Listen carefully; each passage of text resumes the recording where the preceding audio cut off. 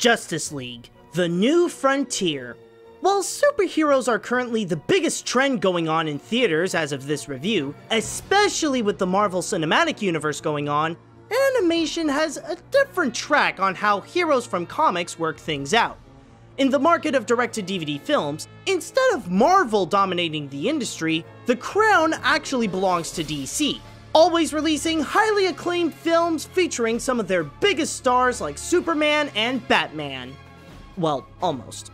With the one I'm looking into today, not only does it feature many of them in one shot, but this is considered as the only one where late comic legend and creator of the New Frontier comic, Darwyn Cooke, lend a hand.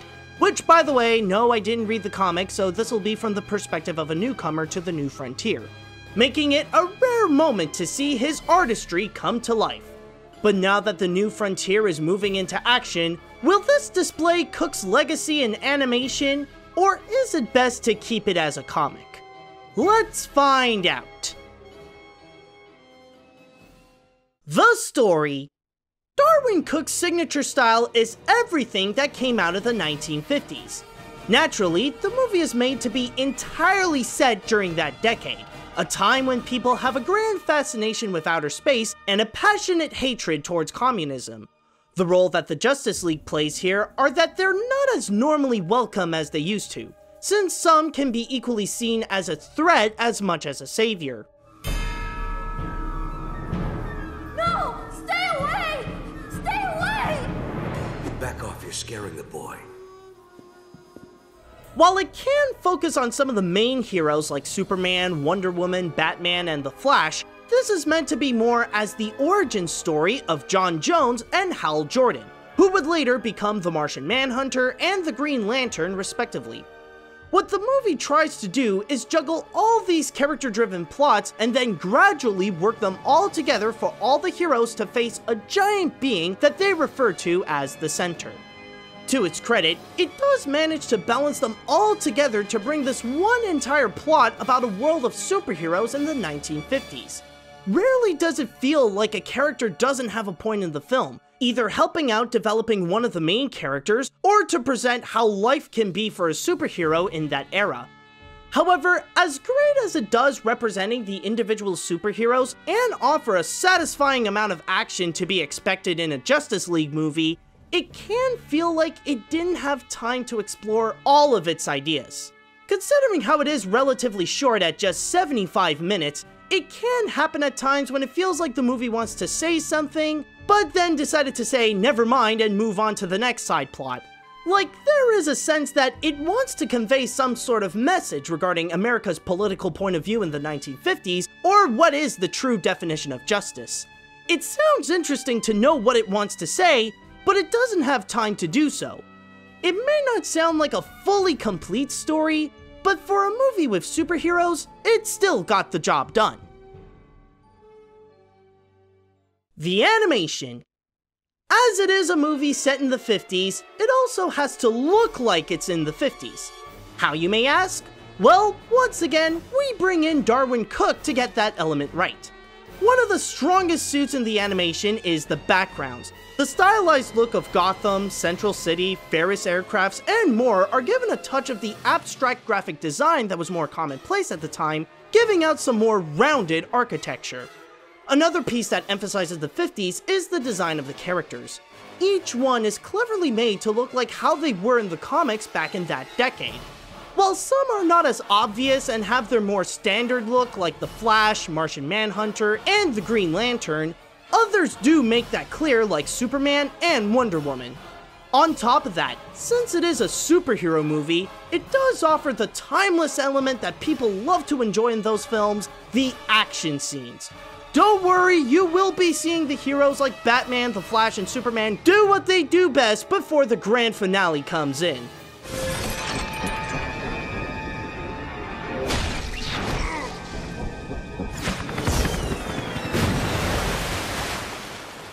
Although it did get things right in terms of the style thanks to the help of Cooke, I wasn't putting my expectations high in terms of the execution of the animation. Sure, it's a DC animated feature, but it's still a direct-to-DVD movie nonetheless, and does come with the downfalls of it.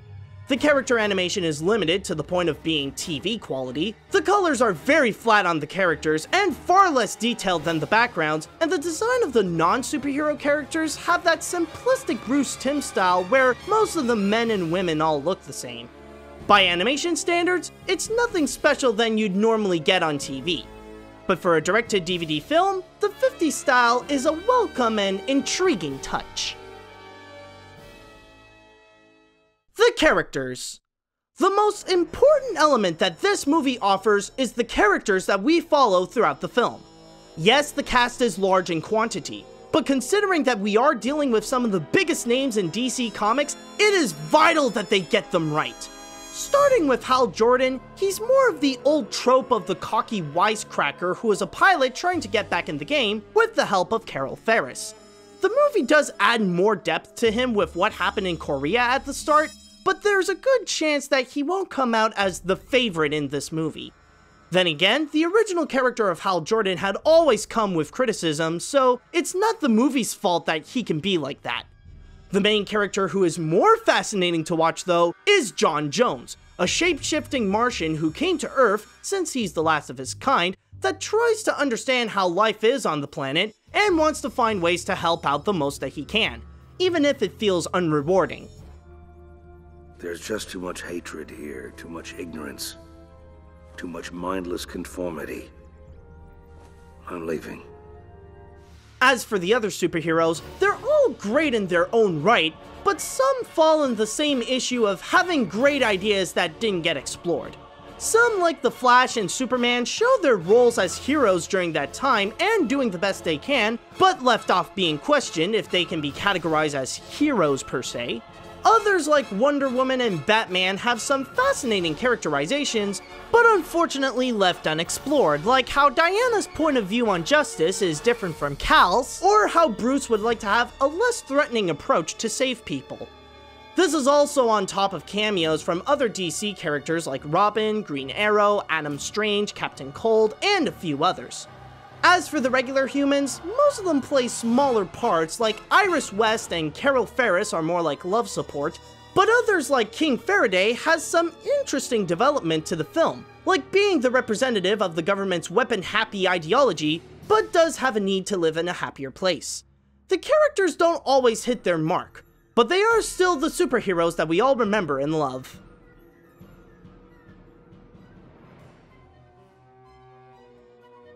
Justice League: The New Frontier stands as a pretty solid animated feature on its own, but it does hold some admirability for paying great tribute to Darwin Cook. Sure, it may not explore all of its interesting ideas it suggested, and the animation can be a bit subpar for being a direct-to-DVD film, but it's still worth it for the nicely balanced character-driven story, successfully capturing the 1950s style, and featuring the DC superheroes doing what they do best. For fans of DC and their animated films, this is another addition that is worth a good watch. Even if you only have the basic knowledge of DC Comics, it can still be fun and interesting to watch. They seem to know how to bring in some nice entertainment with animation. So why the fridge can't they get it right with their live action stuff?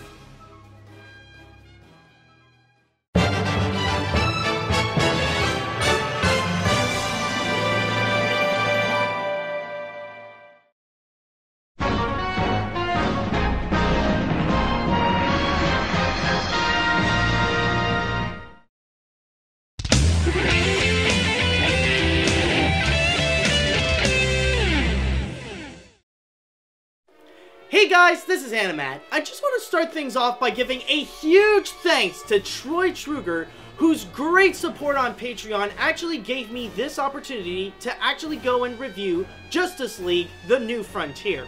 And while I was watching that movie, it actually did make me think a little bit about the current stance of DC and how they pretty much are in movies in general, not just with their live action films, but also with their animated films.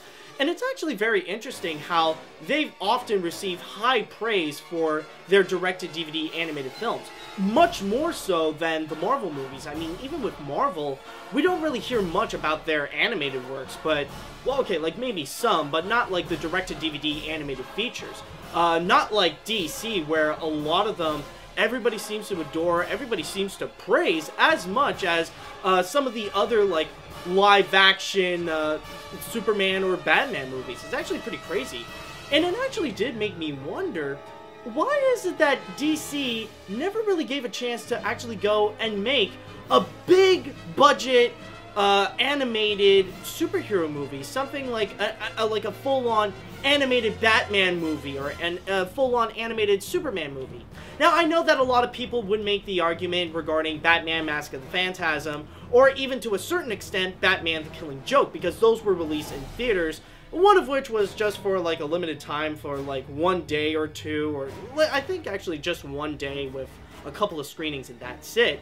But still, it would actually be an interesting new take, an interesting new turn. Like, imagine the quality that you already have with the directed-DVD DC films like Justice League The New Frontier, and amplify the budget like so big where the quality of the animation itself would also get a massive boost. Now, I know a lot of people would also bring in the discussion regarding the Lego Batman movie, but for me, honestly, I don't think that necessarily counts because, yeah, there are a lot of DC characters in there, especially Batman, but the thing is that that one is more in the category of the Lego movie franchise, more so than a legit DC movie.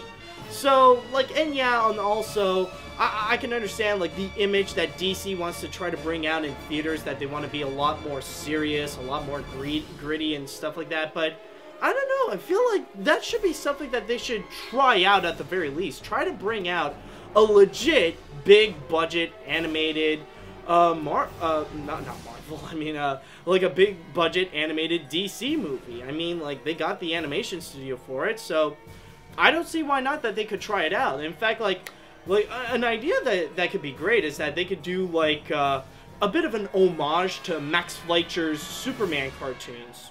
I don't know, but you know, it's just a little bit of an idea. But anyways, that is pretty much it for Justice League The New Frontier, and now it is time that we go and move on to the animation hat. And by the way, I just want to mention, if you guys would like to be like Troy, and you want to go and support my work and get some awesome rewards like this at the same time, then all you have to do is go to patreon.com/animat. And on top of that, if you guys would like to suggest me an animated film you would like me to review, and that I would put into the animation hat, then write me an email at animatsreviews@gmail.com. Okay, so with all that said, let's just go and pick the next one. Oh, man, I was so close. Hold on, eventually I'll get it. I got a feeling. Okay, hold on. Okay, hold on. Just pick. I got two in my hands. Okay, now it's just one. Okay, so with that said, do I need to clean up, by the way? Hold on. Okay, it's just a little thing. Yeah, there. Just gonna put that back. So anyways, the next review shall be, let's see now. What the, oh my, oh my god, okay, that was, okay, that's literally a mouthful for a title. Oh boy, now, let me just say this, guys. Usually, R-rated animated features are actually very rare, especially when they get released in theaters and stuff like that.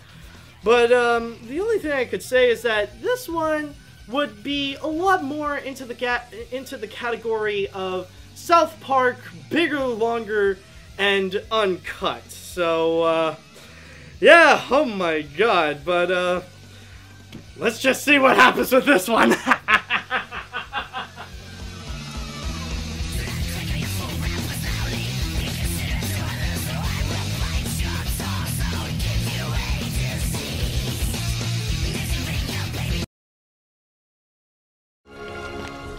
I am Arthur of Atlantis. This one has been asking for a woman named Lois.